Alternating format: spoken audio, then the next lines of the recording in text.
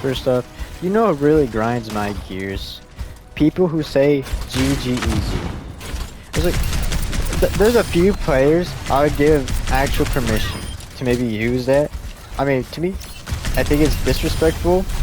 It's not good sportsmanship to do that. Most of the time, most people that actually use and say GG easy and type it in are usually the worst players on the team. And most of the time, they were about to lose. Most of the time when they use it, they're about to lose the game. They just whip it on out. Why? Why are you saying GG easy? You nearly lost the game, and you're also the worst on the team. Now, if you got the best stats on your team, lowest stats, best kills, there's an absolute steamroll, I might give you permission. I still don't agree with it. But just the people who just use it for no apparent reason, they're about to lose, and then they end up winning the game, it really aggravates me. It grinds my gears. I don't understand.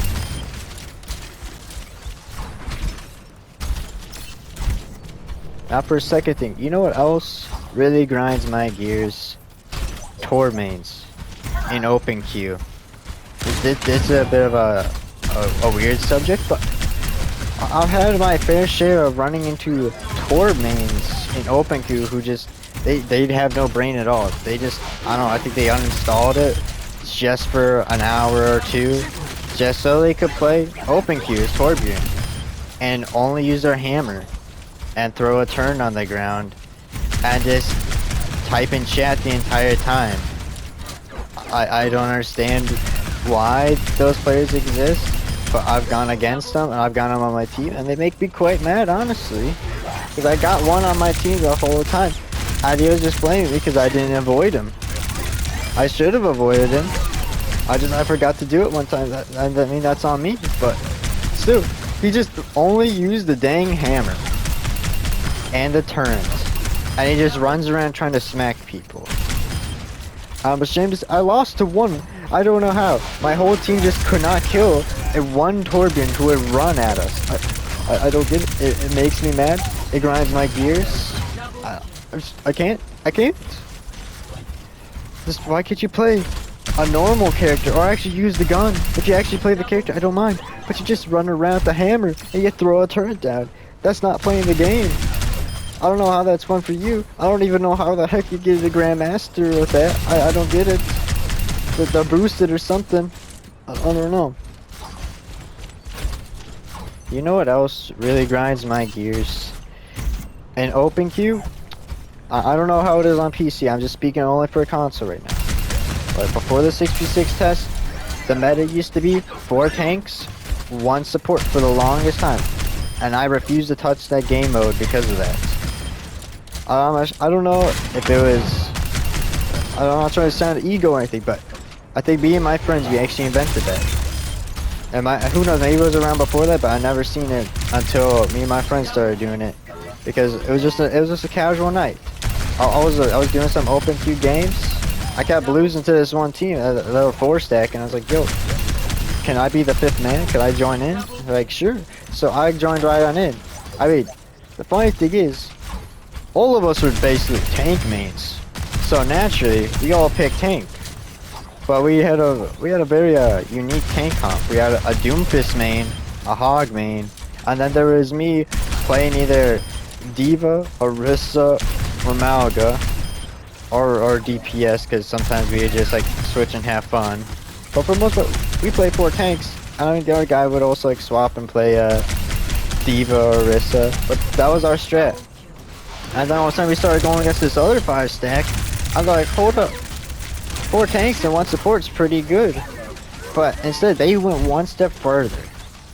They decided to go Diva, Orisa, Zarya, Malga.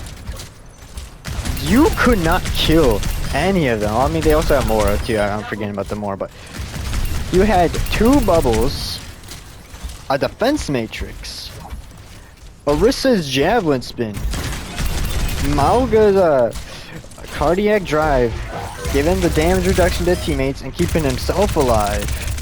You couldn't do anything, especially when my friends and I were all just playing the characters that get countered by all that stuff, and then that became the hard meta for a while. So then I refused to touch open queue comp for a long time because of that. And I went back on. It was like 3 months ago. I was like, you know, let's see how it goes. It was still meta. I was like, yeah, I ain't touching this again. I mean, now I'm doing open queue comp since it's 6v6. I did a couple 5v5 open queues before it came out. I didn't see it, thankfully, but still, it was a menace to play against. It's even more painful than in Rivals where you had the 3 supports, because you had 2 teams staring at each other. I mean, it's basically kind of like Rivals every now and then, where you just stare at each other, nothing's dying. You're waiting for someone like misuse an ability or something. It felt terrible. I disliked it. It aggravated me quite a bit to hating this game and not ever touching open queue again. And playing with my friends, unfortunately, because I refuse to deal with that. You know what else grinds my gears? Why don't we get sprays anymore at the end of competitive seasons? Overwatch 1, we used to get sprays at the end of every competitive season. Yet, as soon as Overwatch 2 came out, nah, they took that all away. I mean, I understand they used all the maps, and they started using a bunch of character weapons for the sprays and stuff, but now here in Overwatch 2, we got plenty of maps that can be used, and we got plenty of new heroes that could also be used. You could even make like icons or something like these. I know they did that when they first rolled out the the open queue test. They had some of those out with Tracer and Genji. Well, why can't they do that with other characters? I don't know. It kind of grinds my gears a bit. I mean, I'm kind of thankful that we're going to be getting the weapon charms. I like that we got the titles too. I think we're getting some good rewards. But my question is, why can't we get the sprays again? I want the sprays. I'm a classic kind of guy. I know I'm asking a lot. I mean, we're getting some more stuff, but can we at least get the sprays back? I don't know. Please? You know what else grinds my gears? Recolors. And why? Well, see, the idea of recolor is not the worst idea out there. I think some actually look pretty good. But at the same time, why are they the same price as a regular new skin? In my opinion, if you're going to do a recolor, make it at least cost half off or something. Or maybe make it so that if you don't own the base version of the skin, then the recolor costs full price. But if you own the base version or one of the recolors, then the regular version's half off or 75% off. Because you already got the first one. Why does the other one have to be full price? Why do I gotta pay 20 bucks for basically the exact same skin with a different color palette that probably took you, I don't know, maybe like 2 minutes just to change? I don't know. Blizzard over there being greedy. I mean, a lot of games also have recolors too. I'm not just also poking fun at Blizzard, but why can't they be a half off or something? Like, make me so I want to actually buy the skin, not so that I'm over here angry. Like why does this cost 20 bucks when I got the original? It doesn't make sense. Even when they already have an old shop skin, and then they recolor. For instance, the new Laspersium skins. They recolored the old ones from the first collab. They just recolored them and slapped a big old price tag on them. Maybe make it so if you had the base versions, you could purchase the new recolored versions of the older skins for maybe like 75% off. I think that would be pretty generous, because Blizzard's still making money at the end of the day. The customer could feel good because, hey, they got it at a cheap price because they had the original. Not everyone had the original. It's simple things like that that can help the community make things better. I know a lot of people don't like recolors as it is, but hey, I'm trying to look at it from both worlds, of a business world and a player world. You know what else really grinds my gears? People who counter swap on tank, or just counter swapping in general. This is the one fundamental problem I have with 5v5, is the dang counter swapping. You got the gigabuff tanks, and then everyone just, you gotta counter swap, no matter what. I mean, I'd say in recent times now, the perks, I wouldn't say it's as bad, but for the most part, ever since basically existence, of me playing Overwatch 2, there's always been counter swapping. Not really in the first season because everyone's still learning the game. But ever since then, after the first season, everyone just starts counter swapping. Counter swapping, it aggravates me quite a bit. Like, why can't you be good at your tank? I mean, I understand that some tanks are just kind of weaker against others, and you gotta expend a lot of force and effort to try to win those fights. It's like if the enemy like counter swap with you, you can still win. Like if they say their supports are bad, their DPS are bad, your DPS are superior and better, you can win. But it's pretty hard. You're counting on a lot of different variables, and I'm over here just like I just want to play my Reinhardt, right? And they may be playing Winston or something. We win the first like 2 fights. They swap to Malga or whatever, and then all of a sudden their DPS swaps to Bastion. Maybe they swap Sombra too. I'm non-stop getting picked on the entire game.